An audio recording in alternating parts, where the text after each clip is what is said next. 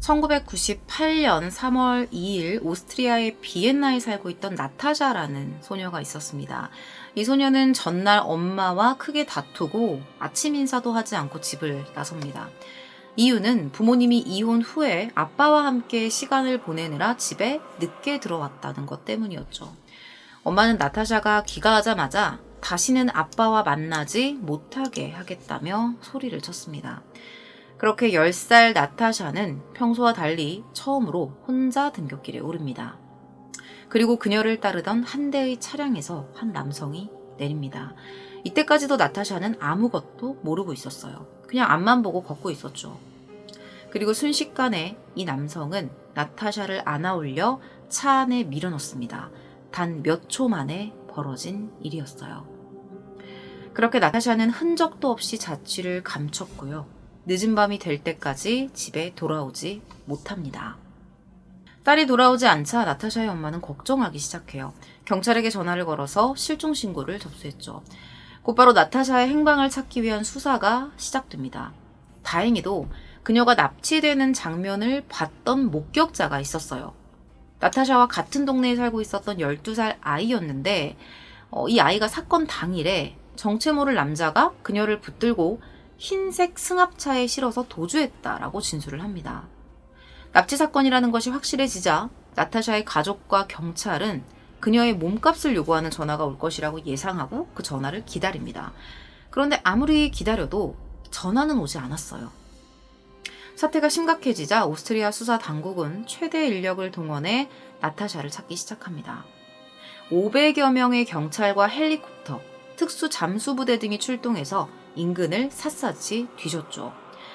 나타샤의 집과 실종된 장소 근방에 거주하고 있었던 사람들 중에서 흰색 승합차를 소유하고 있는 모든 이들이 용의선상에 올랐는데요. 조사를 다 받았습니다. 의심 가는 차량만 무려 776대였다고 해요. 하지만 이 차량 소유주 모두에게는 알리바이가 있었고요. 확증마저 나오지 않았기 때문에 결국에는 범인을 검거하는 데 실패합니다. 사라진 나타샤는 도대체 어디로 가버린 것일까요? 과연 그녀를 데리고 간 납치범의 정체는 무엇일까요? 나타샤가 눈을 뜬 곳은 어느 낯선 방이었습니다. 창문도 하나 없는 1.5평짜리 굉장히 좁은 공간이었는데요. 그녀 앞에 한 남성이 서 있었어요. 이렇게 경계를 하면서 남성을 쳐다보고 있었더니 남성이 이렇게 말합니다. 나에게 총이 있으니 여기서 빠져나가려고 하면 죽일 거다. 또 이 방문에는 부비 트랩이 설치돼 있다. 어차피 못 나갈 테니까 포기해라. 그렇게 나타샤는 햇빛 한 줄기 들어오지 않고 방음과 보안이 철저한 그 이름 모를 공간에 갇힙니다. 그곳은 슈트라스호프 교회에 위치했던 한 저택의 지하였어요. 이 납치범이 자신의 집을 개조해서 만든 곳입니다. 아예 작정을 했던 거죠. 영문도 모르고 끌려온 나타샤를 기다리고 있었던 건 지옥 같은 감금 생활이었습니다. 수시로 나타샤를 폭행하면서 복종할 것을 강요했죠. 초기에는 그 빈도와 강도가 굉장히 높았습니다. 나타샤는 일주일에 200번 가까이 폭행을 당했고요. 심할 경우에는 뼈가 뒤틀리는 소리가 날 정도로 맞았다고 해요. 복종하지 않는다는 이유로 음식도 주지 않았고 머리까지 삭발시켰죠. 더군다나 옷도 제대로 입히지 않았기 때문에 나타샤는 반라 상태로 방치가 됩니다. 이뿐만이 아닙니다. 10살밖에 되지 않은 아이를 어둠 속에 가두고 방 안에 미리 설치해뒀던 스피커를 통해서 계속 세뇌를 걸어요. 그 스피커를 통해서 복종하라, 복종하라 이 말이 계속 반복해서 나왔던 겁니다. 이렇게 남성은 나타샤에 대한 자신의 지배권을 확고히 하려 했습니다. 시간이 지날수록 범인의 집착이 점점 더 심해집니다. 나타샤가 성장을 하게 되면서 반항을 하거나 탈출을 하려고 했기 때문인데요. 가장 끔찍한 건 나타샤가 초경을 시작한 이후로는 강간행위까지 행해졌다는 겁니다. 나타샤는 매일 밤을 그 깊은 지하방에서 울면서 보내야 했습니다. 이 고요한 방 안에서 들려오는 소리는 오로지 공기청정기 돌아가는 소리뿐이었습니다. 가끔씩 나타샤에게 TV와 비디오를 보여주기도 했는데요. 그 중에서는 나타샤의 실종을 계속 내보내는 뉴스 채널도 있었다고 해요. 범인이 나타샤에게 이런 말도 합니다. 너의 부모가 네 몸값을 지불하라는 요구를 거부했다. 그 사람들은 더 이상 너를 원하지 않는다. 이런 거짓말까지 합니다. 보통 이런 말을 들으면 충격을 받을 만도 한데 나타샤는 그 말을 믿지를 않았어요. 계속되는 감금 생활에도 혹시 글자를 잊어버리면 안 된다는 생각에 지하방에 있었던 책을 모두 다 읽으면서 공부했고요. 내가 누구인지 스스로에게 끊임없이 물으면서 자아를 놓치지 않기 위해 노력했습니다. 스피커에서는 계속해서 복종하라는 말이 들려왔지만 나타샤는 자신을 잃지 않기 위해서 이렇게 노력을 했던 거예요. 세월은 멈추지 않고 흘렀고요. 나타샤가 지하방으로 끌려온 지 8년이라는 시간이 지납니다. 그 골방에서 8년이라면 사실 상상조차 하기 어렵죠. 솔직한 말로 단 하루도 그 공포심과 그 폐쇄된 공간에서 있어야 한다는 거는 사실 상상하기가 힘듭니다. 그런데 이 시기부터 한 8년 정도가 지났을 때 이 시기부터 남성의 경계심도 조금씩 풀어지기 시작해요. 지하방이 아니라 위층에서 지내게 하면서 집안일을 가끔 시킬 때도 있었습니다.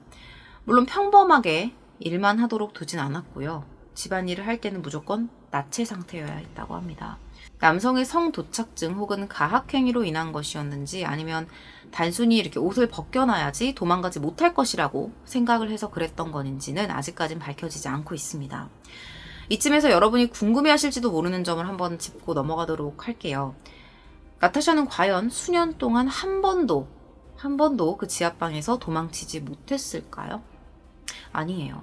범인은 몇 차례씩 나타샤를 데리고 집 밖으로 나갔습니다. 그런데 나타샤가 이미 굉장히 많은 폭행과 위협을 받으면서 살아왔고 도망치면 죽는다는 두려움 속에 있었기 때문에 쉽게 누군가에게 구조 요청을 할 수가 없었던 겁니다. 그 와중에서도 그녀가 크게 용기를 냈던 적이 있었습니다. 언제였냐면 납치범이 나타샤를 데리고 스키를 타러 간 적이 있었어요. 여기서 나타샤가 볼일을 보러 간다고 말을 하고 화장실로 가서 그 안에 한 여성이 있었거든요. 그 여성에게 도움을 청한 거예요. 내 이름은 나타샤 캄푸시다. 나는 수년 전에 납치돼서 지금 납치범한테 붙잡혀 있다.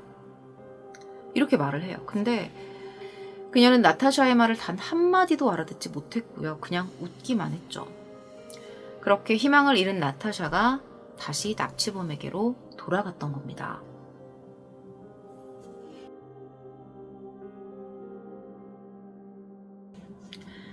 영영 탈출하지 못할 것 같다는 예감이 들었지만 나타샤는 포기하지 않았고 계속해서 기회를 엿봅니다. 그리고 드디어 기회가 찾아와요. 2006년이었어요. 2006년 8월 23일에 납치범이 나타샤에게 한 가지 명령을 하는데요. 마당에 주차되어 있었던 자신의 차를 세차하라면서 그녀를 밖으로 내보낸 겁니다. 나타샤는 평소처럼 도구를 챙겨서 차를 청소하기 시작했고요. 남성은 그런 그녀를 지켜보고 있었죠. 그런데 그때 범인의 휴대폰으로 전화가 걸려와요. 청소기 소리가 시끄러워서 잠시 자리를 피합니다. 통화를 해야 되니까. 나타샤가 이 찰나의 틈새를 놓치지 않은 거예요. 바로 지금이 기회다라는 생각으로 자신이 도망치는 발소리가 들리지 않게끔 청소기를 켜두고 집 밖으로 달려나갑니다. 큰 길까지 나와서 온 힘을 다해서 거리를 내달리다가 가장 처음으로 발견한 집안으로 무작정 뛰어들어갑니다. 다행히 이 집안에 있었던 노년 여성이 그녀를 경찰에 신고를 해줬고요. 그렇게 나타샤는 납치된 지 8년 만에 그토록 그리워하던 가족의 품으로 돌아갈 수 있었습니다. 발견 당시 나이가 18살이었는데요. 몸무게는 42kg. 납치됐었던 그 10살 때와 같은 몸무게였습니다.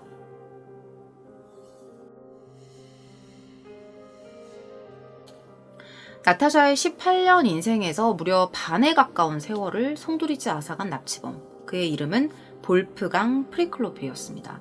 범행 당시 나이는 34살이었고요. 전직 통신회사 직원이었는데 실직을 하고 나서 백수로 살아가고 있었습니다. 그런데 왜 이렇게 끔찍한 납치극을 벌였던 걸까요? 다른 납치범들과는 다르게 이 사람의 목적이 돈은 아니었습니다. 말 그대로 노예를 원했던 거예요.